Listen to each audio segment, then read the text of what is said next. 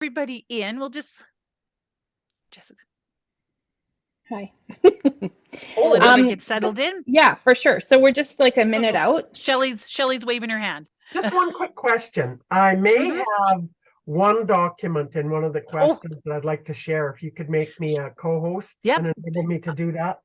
I might have to get you to do that, Jessica, because I came on second. Yeah, done. Done. Perfect. Okay, we just a minute out.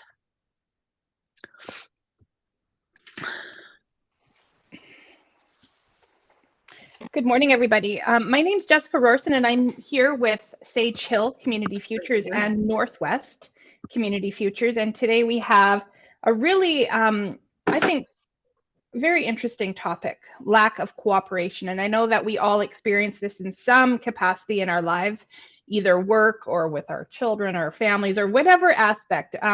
But we're taking this on a bit of a larger scale and looking at this through the lens of your community. Before we get started, I'm just going to read a land acknowledgement. As we gather here today, we acknowledge that we are on Treaty 6 territory and homeland of the Métis. We pay our respects to the First Nations and Métis ancestors of this place and reaffirm our relationship with one another. So thank you again, everybody, for joining us. Today we have an interesting setup. We have Shelley from TC Consulting, and Shelley has been here numerous times now over the last year and a half doing a variety of economic development sessions for Northwest and Sage Hill. We have thrown in a mix and we've added Lindsay Alban to join us and make this more of a panel discussion. It just makes it a little bit more interactive and a little bit more fun. So before we move into formal introductions, I just want to share a little bit about Lindsay. So Lindsay is a economic development enthusiast, is what it says on a lot of the bios that I have come across. So revitalizing a sense of community, creating revitalized community atmospheres in rural villages and towns is a passion of hers. Her work portrays the value she holds in the quality of life found in rural Saskatchewan and believes in the success of rural Saskatchewan people and businesses. So we're really grateful to have you participate today, Lindsay. Jenny, did you want to just say anything before we get started? I'll just say good morning, everyone, and welcome on behalf of the Sage Hill Community Futures Office and on behalf of the Northwest Community Futures Office out of North Battleford.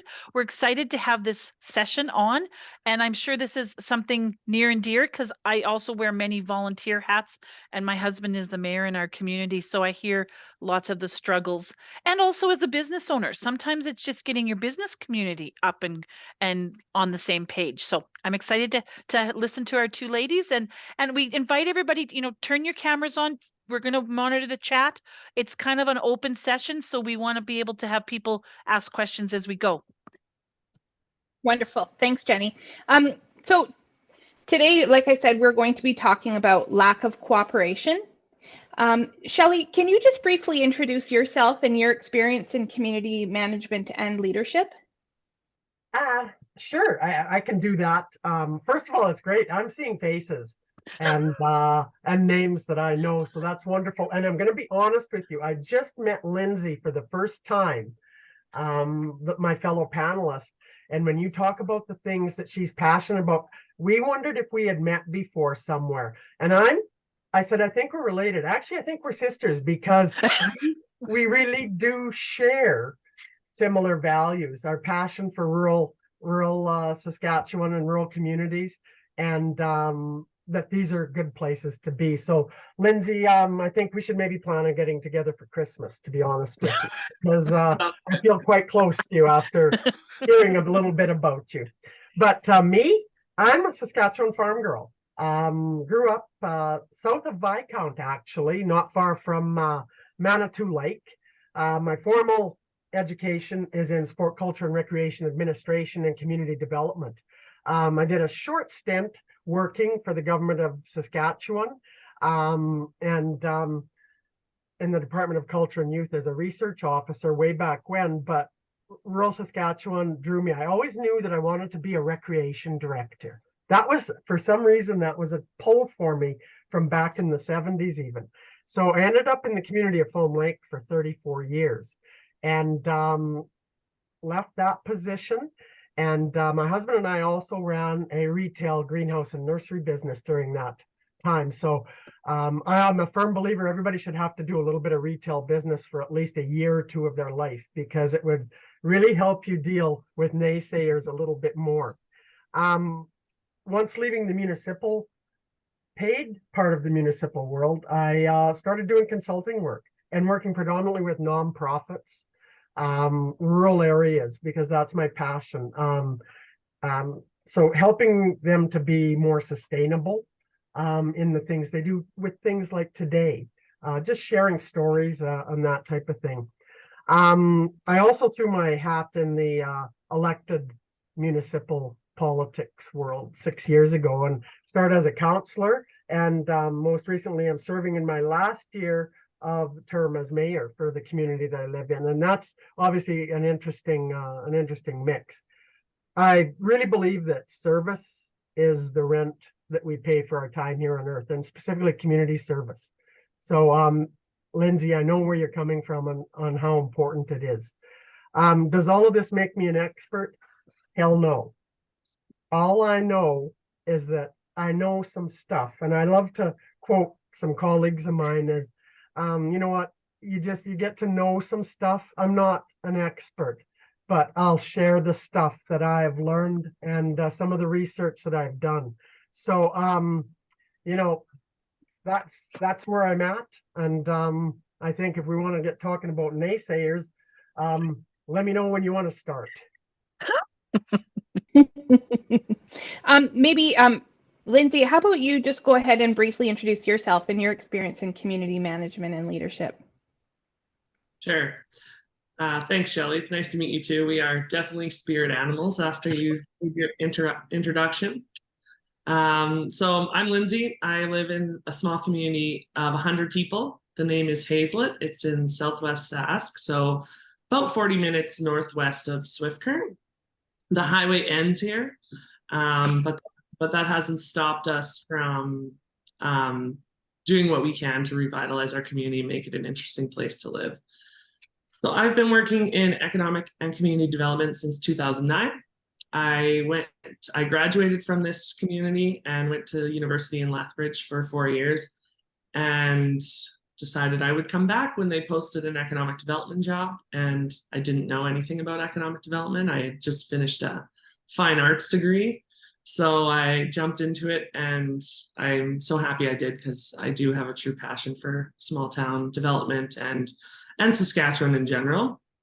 So I've worked with multiple communities. So in my hometown of Hazelet, as the economic development officer, I soon branched into contracting for the town of Gull Lake, which is nearby, and it's about 1,000 people.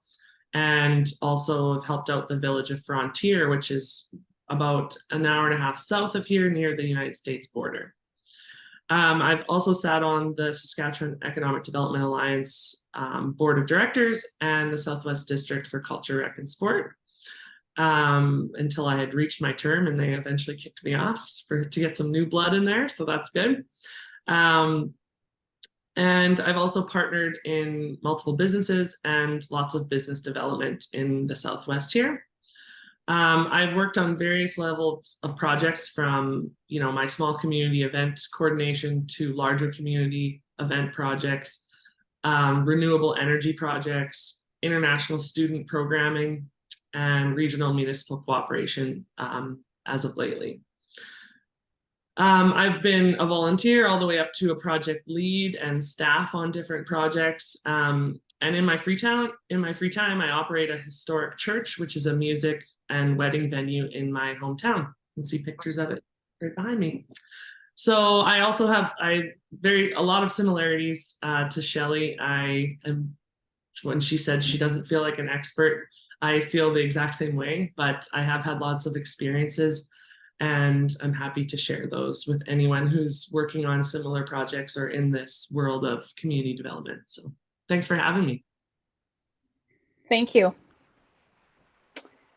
Let's get started. So, dealing with naysayers, Shelley, how do you define a naysayer in the context of community management? And why are they sometimes a challenge? Well, now that's a long question, and I'll start off with just defining a naysayer. I think it's a person who consistently, I believe, opposes or expresses those negative opinions or doubts about some of the initiatives or some of the projects or the plans or the developments. At various levels, we can have naysayers. We have naysayers in our homes, and then it can go from every level right up to the government and every organization in between. Some are specific, they're always just naysayers about little specific opinions, and some are naysayers about public initiatives all the time. I don't want to pigeonhole people, but quite often naysayers have just a healthy pessimistic or skeptical attitude. And I'm being nice when I say healthy, because sometimes the challenges that they create are certainly not healthy, but it's just in their nature. And I think understanding that can be helpful, because it helps us be more, I think, accepting of them and the challenges that they bring. To be honest with you, I've got them numbered in my speaking notes here, and I'll just make mention too that people are welcome. I'll share my speaking notes after with Jenny and Jessica, and anybody that wishes them is welcome to have them for what they're worth anyways. But I think, first of all, the challenges, to be honest with you, naysayers literally take the wind out of your sails. And can. And any enthusiasm or optimism for work that you and your organization or your fellow volunteers or elected officials have can really be set back by a naysayer. I also will add, it's not always about what a naysayer says. I'm just as affected as a leader in a community by the nonverbal communication from naysayers as I am from the verbal. And that's the dangerous part of that, is sometimes that look doesn't maybe necessarily mean naysaying. So beware, leader, beware. Don't always assume because you thought you got that look that it's a naysayer look, but sometimes it is. So, and I think that's a statement too to the importance of nonverbal communication. I think another challenge is, please don't pigeonhole people that are perennial naysayers. And I mean, the acronym that I'm sure most of you have heard is CAVE people, citizens against virtually everything. And you know what? I think we still want to try and think positive, because everybody can't always be against everything. But that is a challenge, to not pigeonhole people that are sometimes a perennial naysayer. Naysayers can also cause great disruption in your organization. Hardworking volunteers, hardworking leaders, and followers alike. And I'm going to quote, I've heard this on numerous occasions, I did not sign up to take this type of continual criticism and sometimes bordering on abusive behavior, especially in small communities. And I regard myself as a small community, and we're around 1,200 people, urban, and another 600-700 in the immediate rural. And we're small enough that those naysayers are sometimes in our household. Sometimes they're our neighbors. We sit next to them at church. We curl against them. So we're here. We're part of our lives. Our kids go to school together, and that's a challenge, because you know what, you're trying to be social with a person that is maybe causing somewhat of great disruption in your life at times. So I think those are some of the challenges.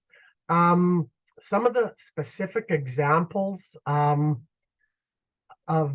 things that I've got about 5, and I don't want to paint the community as being a negative community, because it certainly isn't.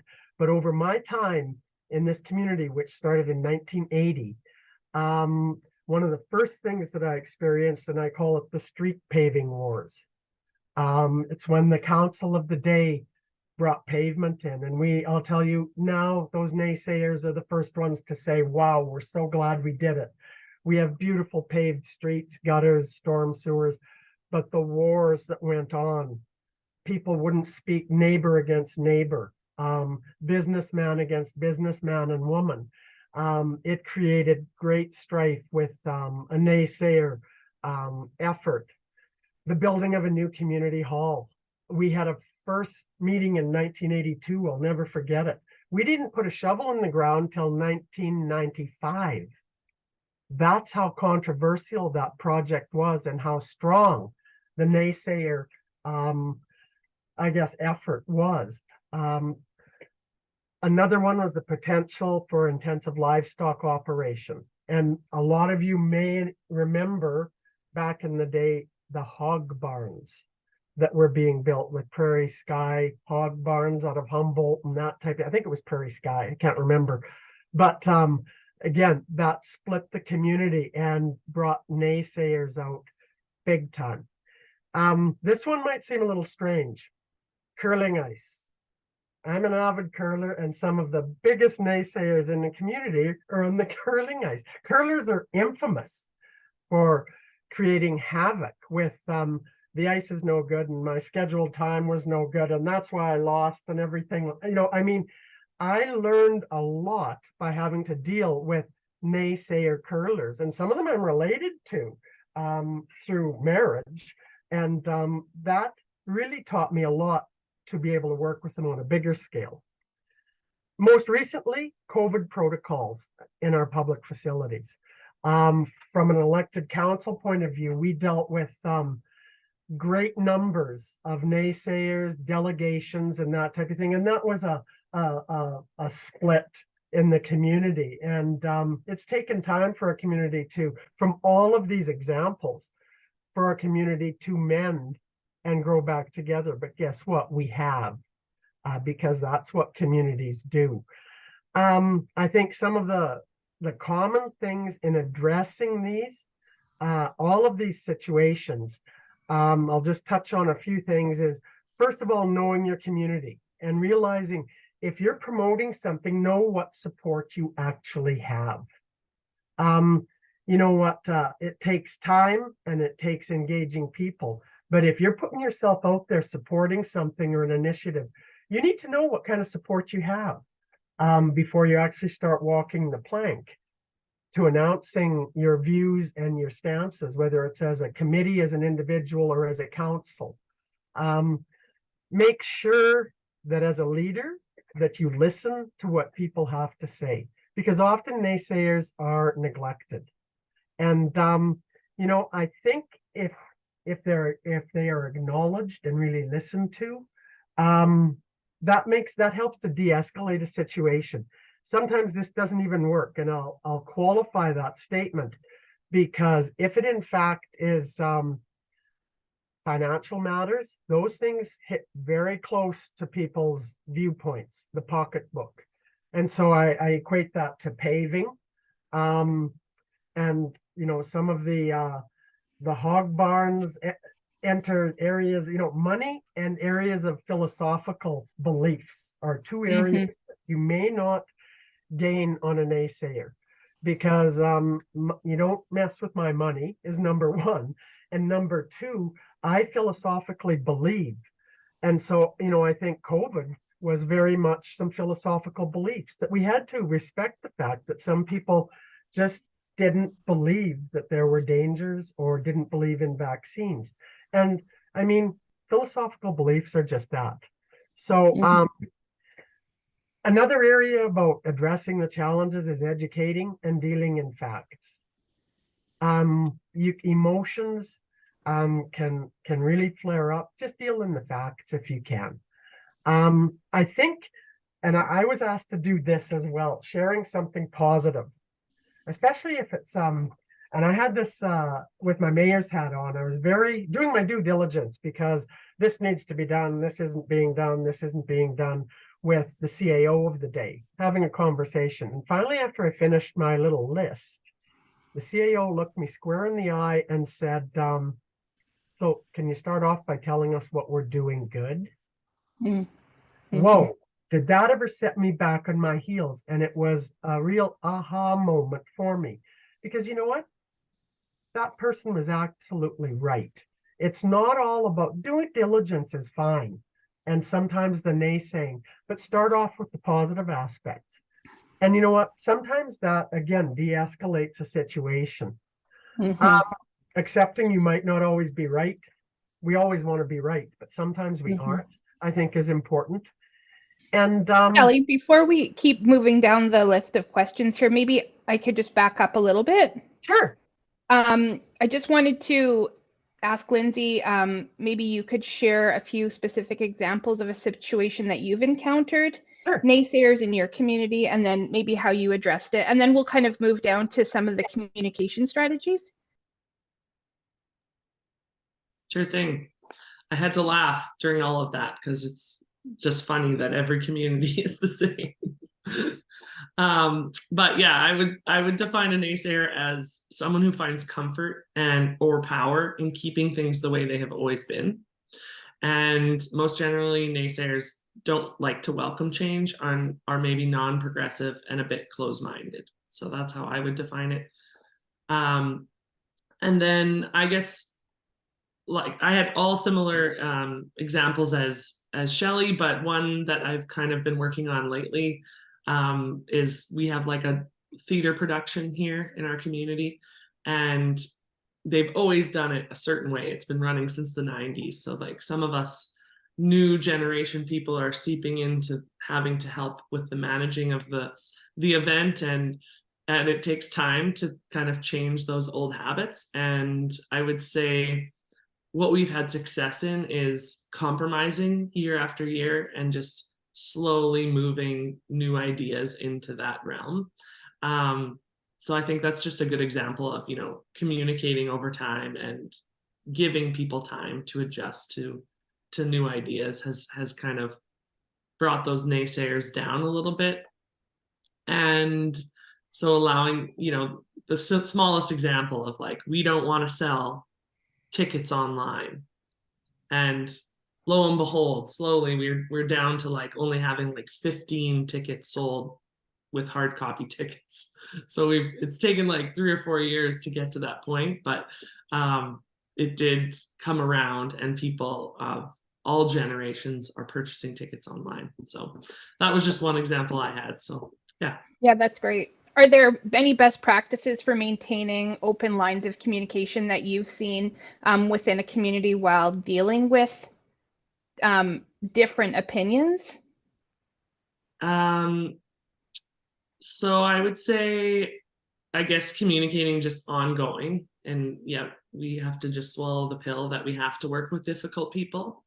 They aren't going away. They are our neighbors or our in-laws or our cousins. So that's just having communication and just hearing them out.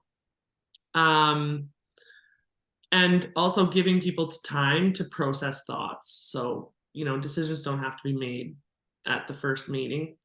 Giving people a little bit of time to process those thoughts, I think, gives people time to cool down if they immediately disagree with something. That's also helps with even people who aren't naysayers or naysayers. So giving time to process the naysayers' comments is a good practice. And I think sprinkling ideas over time is a lovely strategy where people slowly, don't know how they got that idea, but it becomes their idea, and giving them that time to come to that realization is good. And then I'd say the biggest thing that has been good for communication in our community has been understanding generational differences. So giving people that education around why different generations think the way they do and act the way they do. And that's been a huge help in navigating why people might be naysaying for certain reasons based on the generation that they're in, and adapting to those. Yeah, I think that's great. Thank you. And I think that, and Shelley, like different people, sorry, Shelley is going to be doing another topic on some other things, but I was just thinking about individuals who are retiring. It's hard to let go of things, the control when you've been in a position for so long and then you've been involved with something for so long. And so I think we all take things so personally, right? And then you feel like you're getting pushed out of the door. And that's when your feelings are hurt. And then people tend to be those naysayers. But really, it's just they're also dragging their feet, out, kind of out. So I think too, just by being kind to people and realizing that one day we're all going to be in that same boat of still wanting to participate, but struggling with the fact that there are new ideas coming in and maybe our old ideas, aren't relevant anymore. So just by being kind to these, these collaborative spaces, these groups. Shelley, how can community leaders ensure the voices of naysayers are heard and respected, even if they disagree with the majority? I'm just looking for my speaking notes here.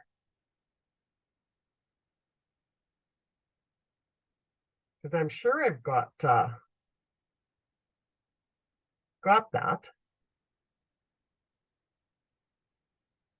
Are you on, what number is that? Jessica, is that communication strategies? That's number 4. Okay, yeah. You just phrased it a little different than I have here. I'm going, Oh. geez, is that a question I haven't looked at yet?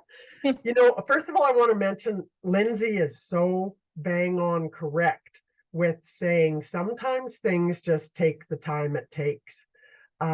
People we're not creatures of change, that we don't like to see change that much. None of us do, even those of us that think of us as progressive. And I think so sometimes it may take years for people to accept that initial that we're going to change the way we do things. And a lot of naysaying goes on with that. But I'm going to share a document with you on that question with regards to strategies as far as communication and addressing their concerns. And I'm going to try and do that now.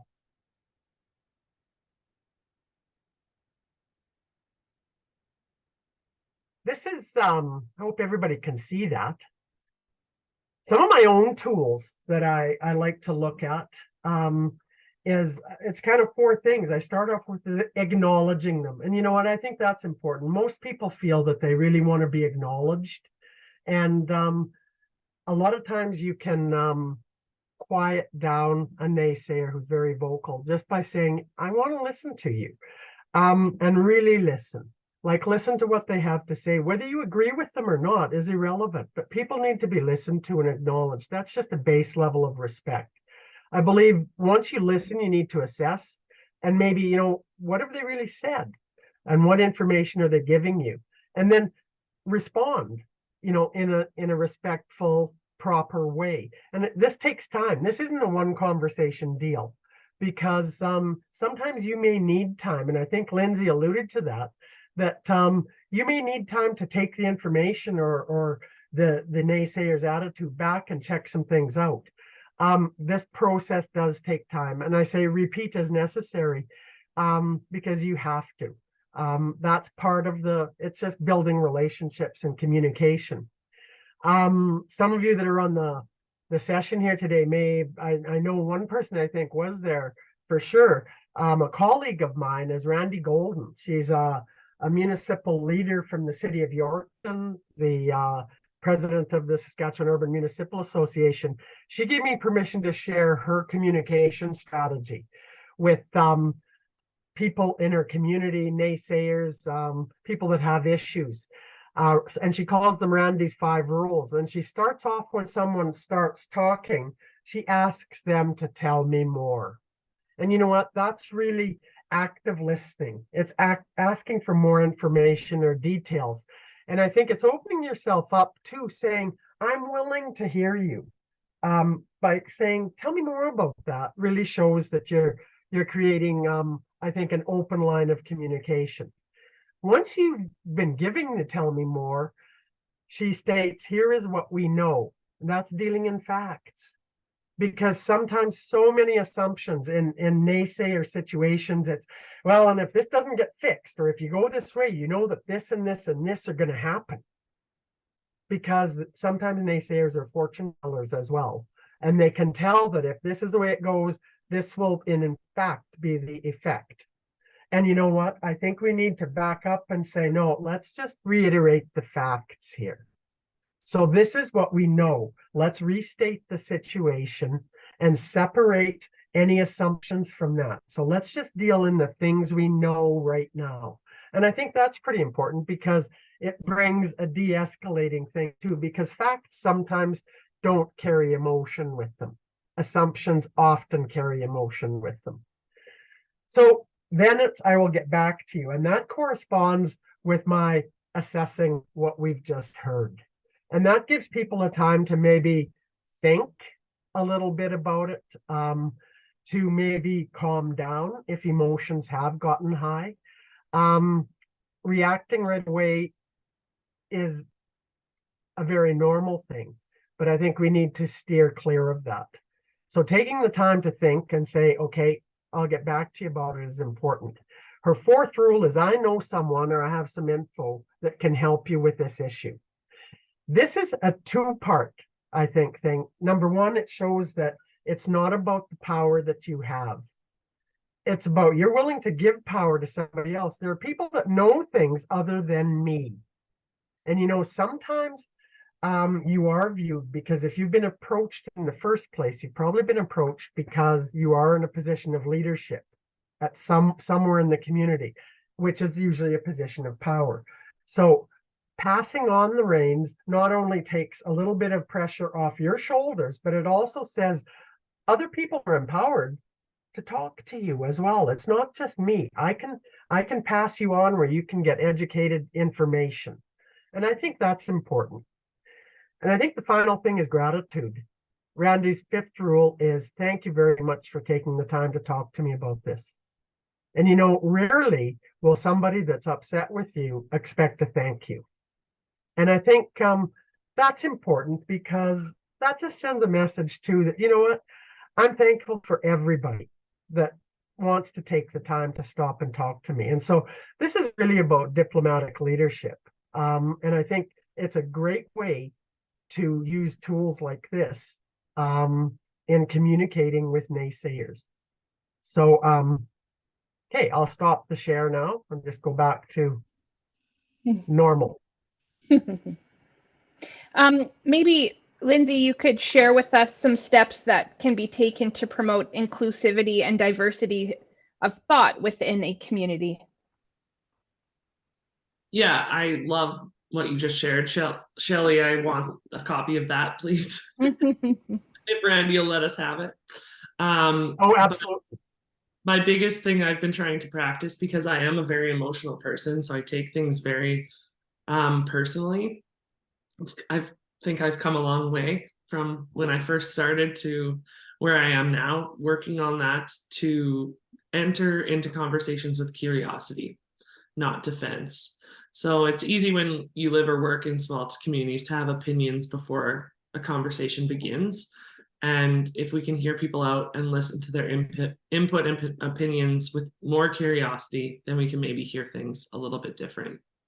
And I think that's made a huge change in my life with working with multiple different community organizations and municipal leaders. And then I have another point here that says understanding generational differences. So that also has been a huge tool for me. Mm-hmm. Have you taken any training in that? Have you participated in training in that? In difficult conversations and generational? The generational aspect. Not training, but I've had this lovely lady from Alberta. Her name's Brenda, and I'm trying to remember her last name. Robinson. Robinson, yeah. So she has a great presentation about working across multiple generations. And she has lovely, hilarious stories. She's just a little comedian. And it really helped our community understand why we were having such friction between, the new and upcoming generation coming into the community and the existing community. And that just understanding where we were all coming from was a big help and really like ease some tension. And it helps you engage more people within the community because you understand why they engage in certain ways. So yeah, I'm just going to jump. I'm going to interrupt there. That is huge in our community. We were probably classed as a seniors, you know, it was, our population was huge seniors, and we've had a huge influx of kids returning home. We have like 30 some kids in grade 1 and 2. Like it's absolutely huge, but it makes a huge difference on your community. It's a different age group. They have different priorities now, and it's huge to manage.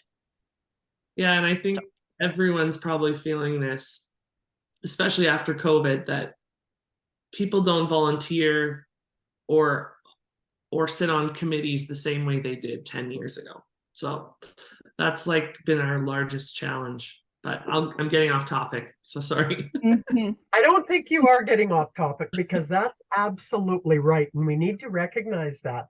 And Brenda, I totally agree with you, Lindsay. If any organization wants to get somebody in to talk about, intergenerational work on committees, she is a wonderful resource person to do, whether it's a webinar or in person. The basic message is, it used to be generations were, I believe, something like 15 years. Well, now generations are down to regarded as 5 years, simply by virtue of technology and the changes in our environment. So in one family, a family of 4, we literally can have 3 different generations. People that, it used to be, well, so my dad used an outhouse, and then I didn't. That was a generational thing. Well, now things are changing a lot faster than that.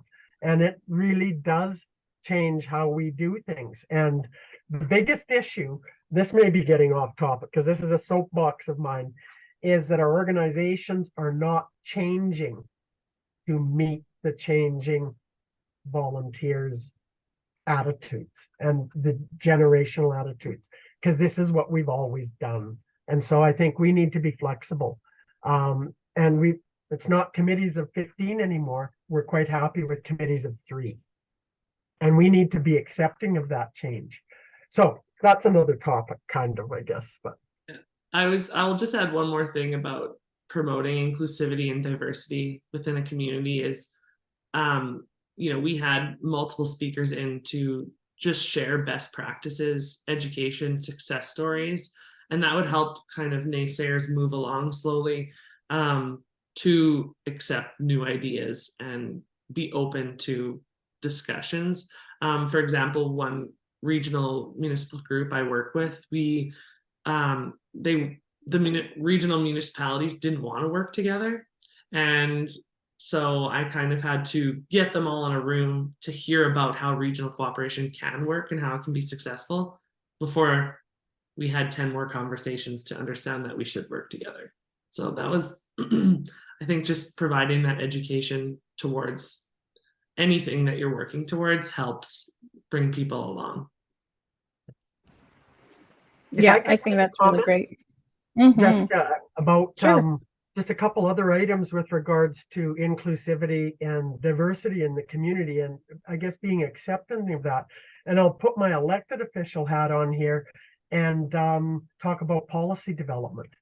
I think inclusivity and acceptance of diversity takes great effort, and it takes effort from collective effort from all members of the community. And not all members, some being naysayers, don't want to join that collective effort because it's about change. But I think it's about a change in the culture of our community. And putting things down on paper in policy form actually, I think, ensures, and I mean, policies can be changed, but it ensures that we guide our staff and our volunteers to actually do the things that we think are important. Like policies of communication, so that we build expectations of what's expected, what's acceptable, what isn't acceptable. Policies of inclusion and accepting diversity.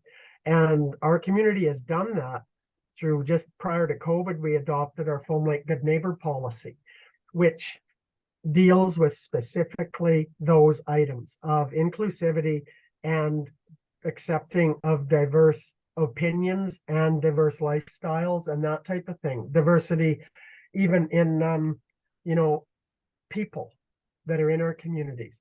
And I think we have used that policy on so many occasions to saying this is the kind of community we want to be.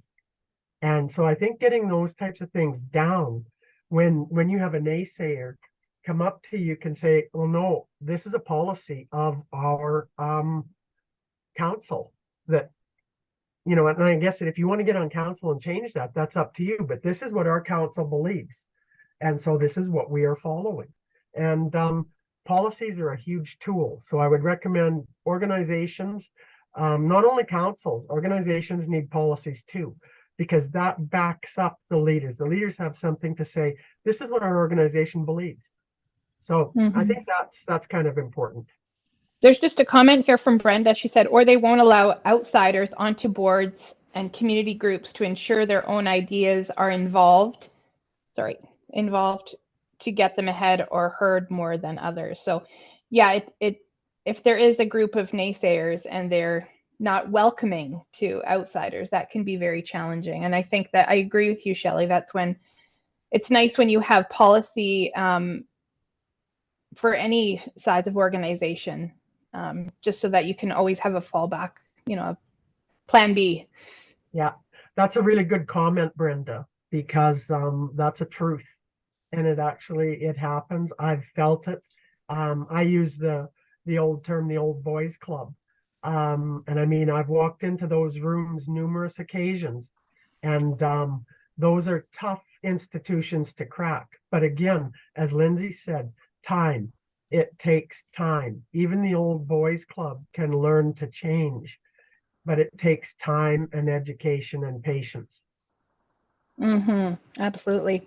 We're just going to move on here a little bit. So challenges and pitfalls. Maybe Lindsay, you could answer this one first. What are some common challenges or pitfalls that community leaders should be aware of when addressing naysayers? Well, I have in my notes actually the same thing that Shelley said earlier, that you can't please everyone. There are cave people, the citizens against virtually everything. So yeah, that was something I had to learn, getting into economic and community development, is that as hard as you try, there's going to be people that you cannot please. And whether you pave their street or you don't pave their street, they're probably going to be upset. So just accepting that and moving on from that is a big win. And then, yeah, I just have communication and time often brings naysayers along. So that's what yeah, that's great. Thanks, Lindsay. And for you, Shelley, how would you answer that question? What are some common challenges or pitfalls for you? I think the common challenges are, one of the biggest things is not taking it personally. And, I'll be honest with you, that's really, really hard to do. And sticking to the issues, I really believe, trying to stick to the facts. And again, I'm moving. My notes are all over the place here, but not taking it personally, emotional reactions. I think Lindsay alluded to that. They express their opinions. Sometimes naysayers do in a very negative manner that can be sometimes hurtful. Not having a defensive attitude. I think the ground rules of respect as well. I've been stopped on the street and, been berated to a point about certain issues.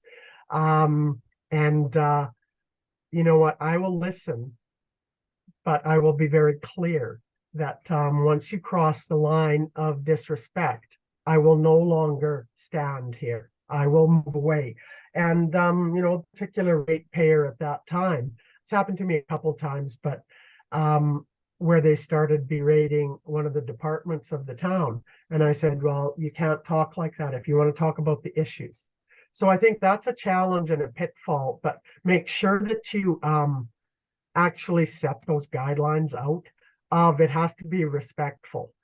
You know what? I think sometimes you also have to take a look at yourself. Is it just me that's resisting the change? You know what? I think I'm right. Really take a look at yourself and make sure it's not you that's simply resisting a different direction and putting almost a naysayer hat on without realizing it. That can happen. I mean, I've been humbled on many occasions where I thought I was definitively correct, and only to find that I lost a vote at a council table of 7, 6-1. Well, wow, that's pretty humbling. But that makes you stop and say, I'm missing something. So, you know what? Make sure that you take a look at that as well. Take a look at yourself. I think the other thing too is engaging too much. Sometimes there has to be a point where you walk away. The continual debate can not only wear everybody down, but it can end up being counterproductive. So I think just making sure that you know when to step back at times too can be productive. So, and being kind and respectful. You know what? You see shirts around different events where people just say, be kind. And you know what? I think that's a policy that if you just use that as the bottom line for everything, is they're just going to maintain a level of respect and be kind. And we'll work with you. We might not agree, but we'll work with you. So, yeah, thanks, Shelley.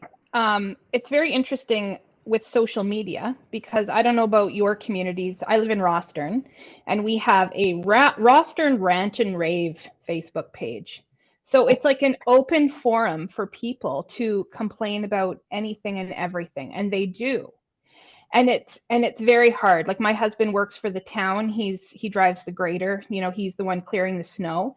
So there's often like a lot of comments about snow removal or roads or different things. And I shouldn't even follow that page because it is, I take everything very personally for him.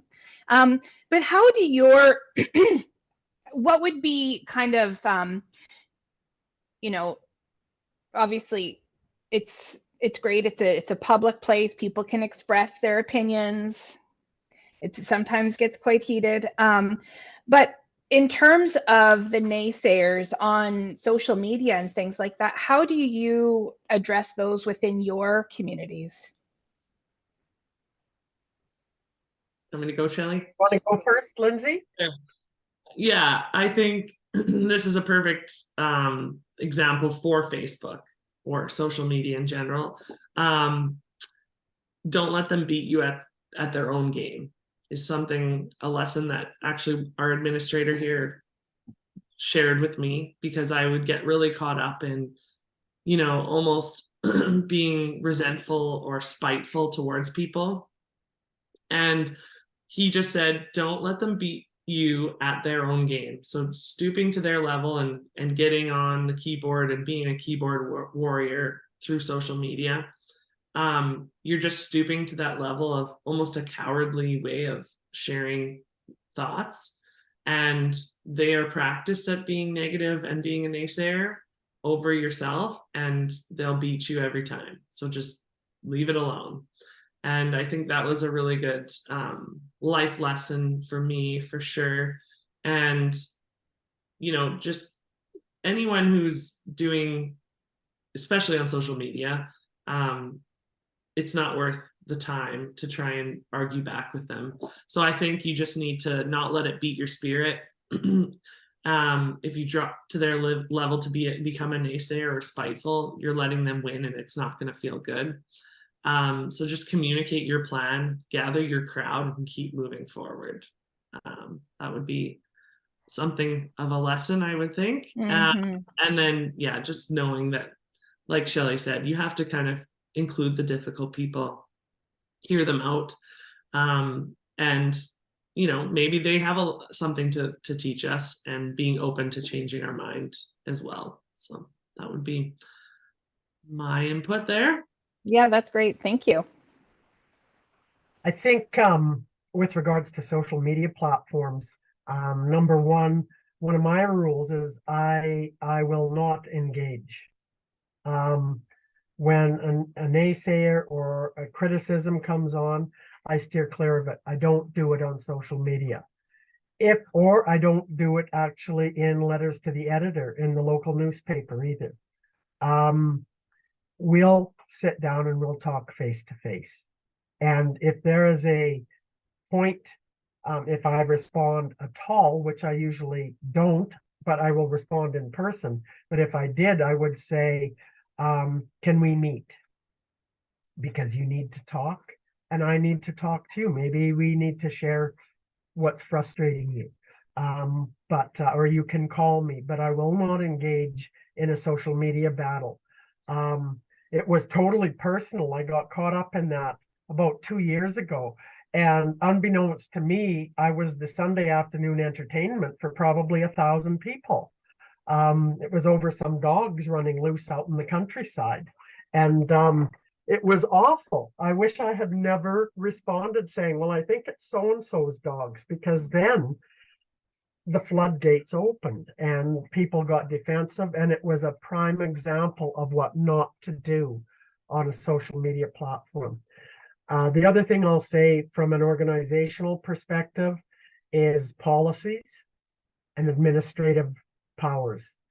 It can't be an open page. You have to have, when it comes to public organizational social media sites, you have to have administrators that have policies to follow.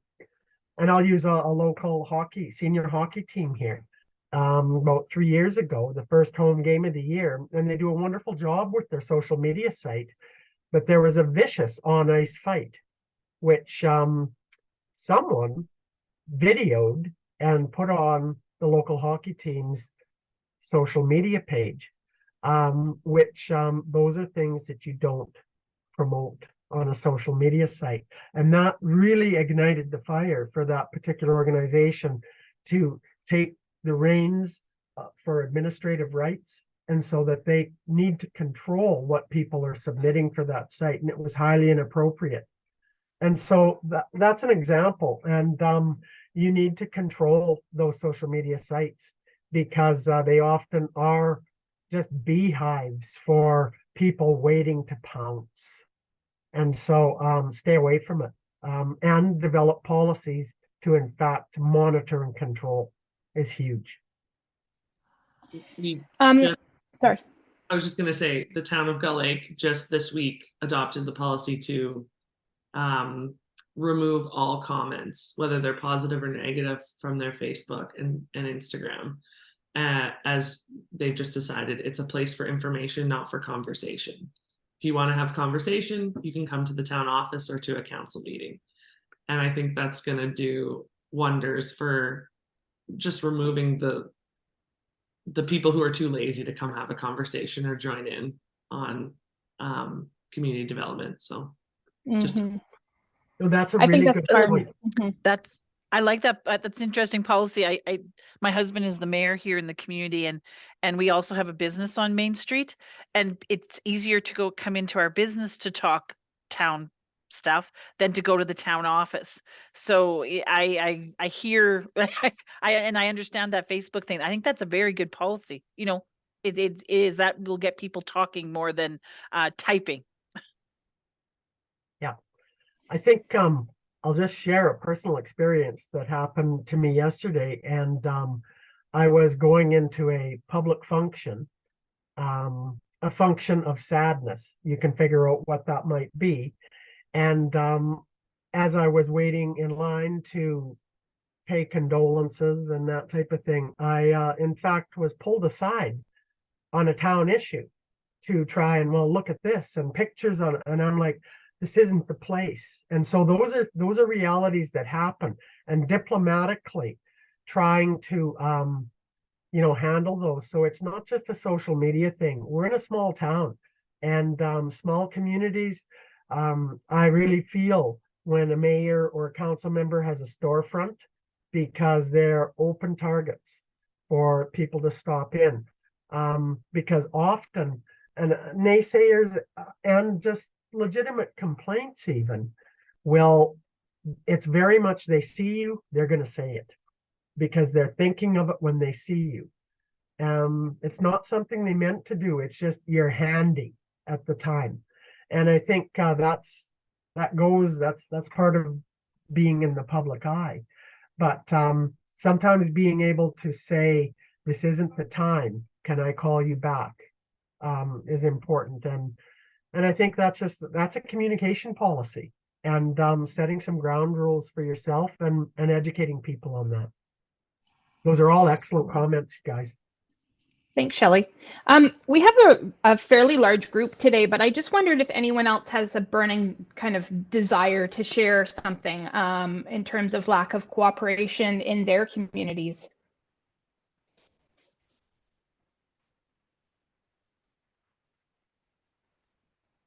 I'd love to hear, because it always makes you feel better that you are not alone, because you aren't.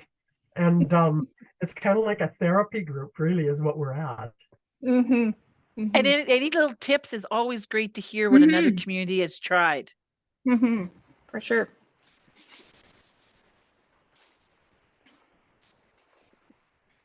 Nope. Everybody's a quiet group right now. Oh, Brenda, what were you going to say?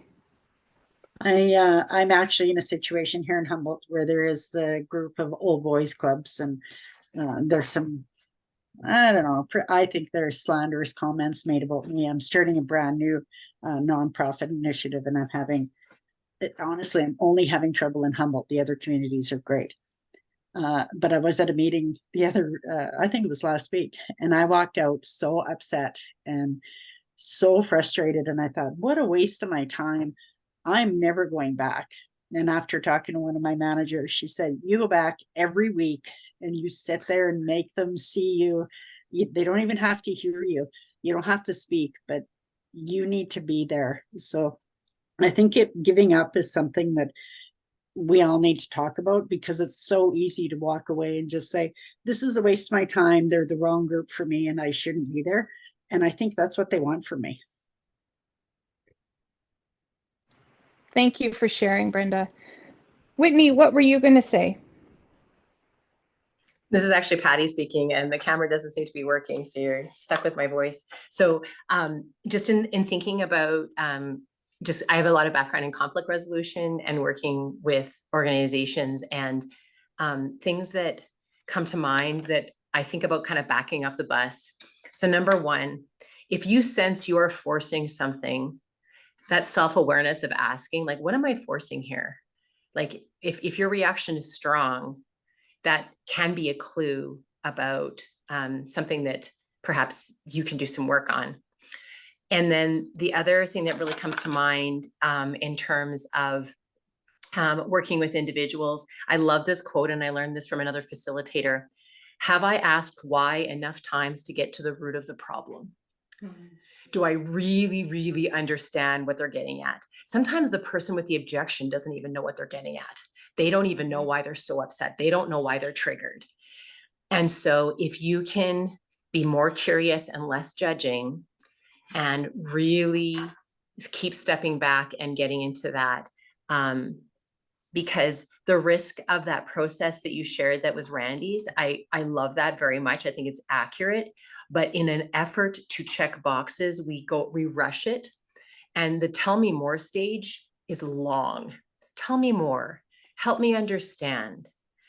What is this what I'm hearing? Those types of processes, as humans, it's uncomfortable, so we want to rush it. And I just think there's some beautiful things you've shared, and I just wanted to emphasize those. Thanks. Thank you. Can I just make a comment on, that was Whitney, I think? Patty. It's Patty, but yeah, that's very confusing. It's a group of us here. The whys. It's a group. Okay, the whys, I think, is huge. And that's a facilitation technique to develop outcomes, or get down to really why we're doing what we're doing, or why we're feeling the way we're feeling.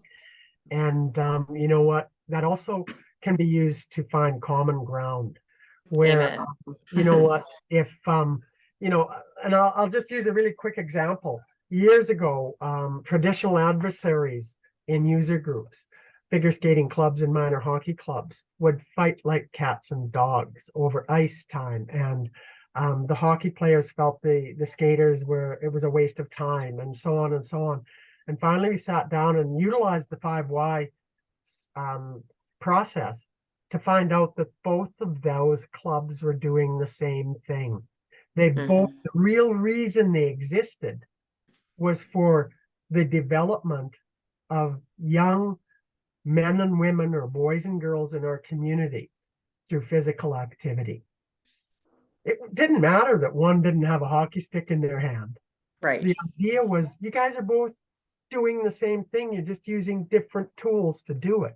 And that changed the attitude. It was a complete turnaround that, yeah, you're right, we shouldn't be fighting. We're trying to work towards the same thing. But until they found common ground through using the whys, keep asking why until you find out, okay, there's a real reason here. And it's not about what, usually. When you pair all the what is happening, there's a why there somewhere. So I really like that comment. Thanks so much for bringing that up. Thank you. I don't know if anyone from this group is trying to work within the regional municipal era, but something that's been interesting, which I think relates to this, like same within multiple organizations working under one roof, like in a rink, but something that I think's going to be beneficial and has been beneficial in the past with working with multiple organizations is having someone come in that maybe isn't from the community. So just to have conversations with each person and really dial in that why, and to find the common ground, and to hear it come from someone who isn't your neighbor or someone you grew up with or the counselor you don't like, then it just changes everyone's perspective. And I think that's been a really good tool for some of our larger regional municipal cooperation is having someone not from the community, non-biased, nothing, someone they can put their trust into. You know, people just feel more safe to share their thoughts and ideas with, to bring everyone together eventually. That might have been rambling, but that's No, good tool. no, I think that's a great point. You weren't rambling. And I'm going to expand on one thing. Jessica, we're probably all over the place here, but this is No, it's all good. But a comment that Lindsay said, that, you know, somebody that you don't like, that counselor you don't like. And that always strikes a nerve with me, because I really can't think of somebody in this world that I can say, I hate you. I really can't. Because I hear people say, and I'm going to use federal politics, and that's in this part of the country, I hear people say, I hate Trudeau. I hate Justin Trudeau. And I've been known to say, I don't hate him. I don't even know him. But what I don't particularly like are some of the policies and some of the initiatives that he, in fact, has initiated and bestowed upon our area of the country. Keep the personal stuff out of it. It has nothing to do with Justin Trudeau. It's about, you know, the things he's doing and his organization is doing and his government is doing. And that's where I think, no, people bring the personal stuff into it all the time. Leave the personal stuff out and try and shed that away. But all of a sudden, because I don't agree with you means I'm not supposed to like you. Come on, give it a break. We're inclusive. I mean, a former mayor here, John Soretta was his name, said a thing to me after a heated meeting where people were hollering at each other years ago. He kind of took a deep breath and he said, wouldn't it be a boring world if we all agreed on everything all the time?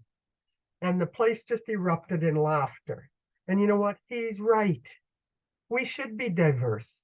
And so, I mean, take the personal stuff out of it and keep the issues at the forefront. And the other, that's hard to do sometimes because there's history because maybe we're from families that are the Hatfields and McCoys from 30 or 40 years ago. So there's something else that's really at the root of why you're bucking what I'm saying. And it might be because something my grandfather did years ago that has not been forgotten. And that's the reality of small town too. People make those assumptions, and there is history, and we have to put up with it and get rid of it, turn the page, but that's not always easy. So I'll shut up now. No, I think that's all very well. I think thank you everyone for your comments. I personally don't have any other panel questions. I think that we were able to kind of touch on a lot of different aspects of this topic, lack of cooperation. Is there anything else that, excuse me, either one of you wanted to add before we wrap it up? We've said a lot. I'll just say one thing that and I think this might be a quote from Brenda Robinson's one of her sessions. And honestly, everybody write her name down, because she is a phenomenal woman, and she brings messages that are just amazing. But you know what? Now I've forgotten what I was going to say about her, because I don't honestly. But I think it's that our people are more educated and informed than they ever have been.